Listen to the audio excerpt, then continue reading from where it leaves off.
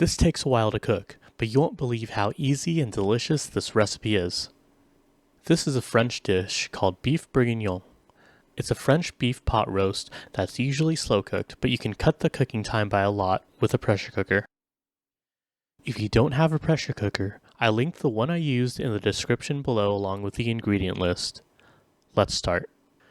Cut beef into 3-inch chunks. Generously coat the beef in salt and pepper, add red wine, and marinate for at least 2 hours in the pressure cooker pot. Make sure you don't throw out the red wine used for marinating. We'll use the rest to cook. While it marinates, you can chop your veggies. Chop your onions, smash your garlic, quarter your mushrooms, then peel and cut your carrots into 2-inch pieces. Once your meat is done marinating, preheat a stainless steel pan if you have one. If not, use what you have.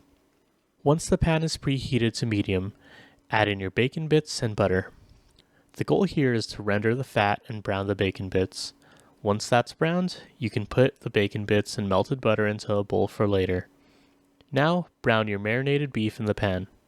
You can transfer these into another bowl until they're all cooked through. Feel free to add a little bit of the melted butter back to the pan to help with browning the meat and veggies. Now add the onions and mushrooms to the pan and saute until browned.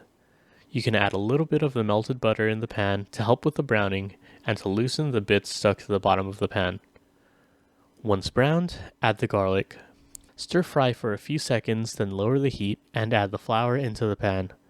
Stir on low heat until the flour is fully cooked and add the bacon bits and the butter back to the pan, along with some water or beef broth to loosen everything from the bottom.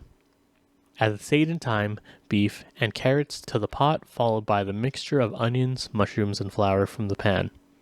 If necessary, add beef broth to the pressure cooker so that all the beef is covered. Attach the pressure cooker lid, make sure the vent is set to sealed, and cook on high pressure for 1 hour. Once the timer is up, let it cool down for an hour before venting the lid. Once vented, you can open the top and taste for salt. Adjust for the salt, and if you want the sauce to be thicker, put the pressure cooker on saute mode and add a slurry of 3 tablespoons cornstarch and 3 tablespoons of cold water. Add the slurry slowly while mixing gently.